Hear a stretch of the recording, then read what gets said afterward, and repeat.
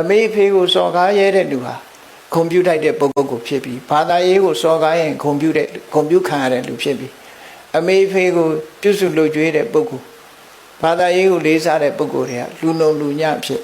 ကဲ့ရဲ့ခံမဲ့ဘဝမျိုးတဖြည်းဖြည်းလူလောကမှာရောက်ရှိလာလိမ့်မယ်အခုလည်းရောက်နေပြီလေတချို့ဟောမြောက်ပင့်ပေးပြီးတော့လူတွေကတန်ရဲဖြတ်ရဲဖြစ်လာမှတကယ်ကိုဟီးရိုးဆိုပြီးတော့ဖြစ်လာတာဒါဒီဟာရဲ့ဒီ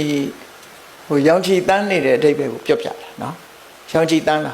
အဲ့ဒီကနေပြီးတဖြည်းဖြည်းပိုဆိုးလာဖို့ပဲရှိတယ်နောက်ဆုတ်သွားလိမ့်မယ်လို့တော့မထင်နဲ့ဒါဖြင့်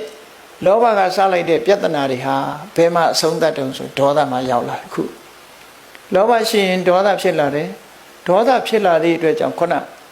အဲ့ဒီကြီးမားတဲ့ဒေါသဖြစ်လာတဲ့အခါကျတော့ဘာတွေဖြစ်တုံဆိုရင်တထန္တရာကတ်ဆိုတာလက်နဲ့တိုက်ကြခိုက်ကြတဲ့ခေတ်ကိုရောက်လာ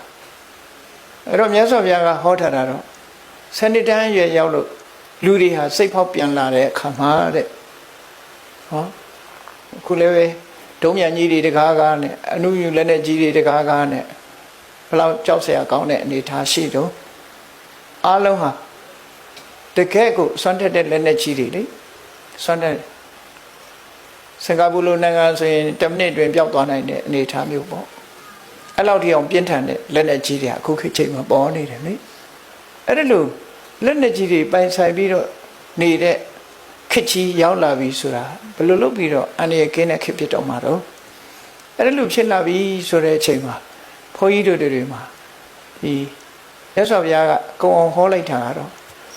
9ရက်ပဲကြာမယ်တဲ့လူလောကမှာစစ်တိုက်စစ်ပွဲကြီးတစ်ခုဖြစ်လာရင်9ရက်ပဲကြာမယ်အဲ့တော့တတိယကမ္ဘာစစ်ပဲပြော9ရက်နဲ့ပြီးမှာပဲဒီစစ်ပွဲအကြာကြီးတိုက်နေမှာမဟုတ်ဘူးအဲ့တော့စဉ်းစားကြည့်မယ်ဆိုရင်ခုခေတ်အနုမြူစစ်ပွဲဟာဒါ9ရက်နဲ့ပြီးနိုင်တဲ့စစ်ပွဲပဲဓာတ်နဲ့ခုတ်လို့ကတော့မပြီးဘူးနော်အနုမြူစစ်ပွဲဆိုလို့ရှိရင်တော့9ရက်နဲ့ပဲပြီးမှာဖြတ်ခနဲ့ဆိုအကုန်လုံးပျောက်သွားမှာပဲအဲ့ဒီထဲမှာအပုံကောင်းလို့ကြံရတဲ့လူတွေလူရဲ့မျိုးနွယ်စုတွေဟာကံကောင်းထောက်မှပြီးတော့ကြံရတဲ့ပုဂ္ဂိုလ်တွေရှိလိမ့်မယ်အဲ့ဒီကြံရတဲ့ပုဂ္ဂိုလ်တွေကဘယ်ကစတင်ပြီးတော့လူလောကကြီးကိုပြုစုကြသလဲဆိုမေတ္တာတရား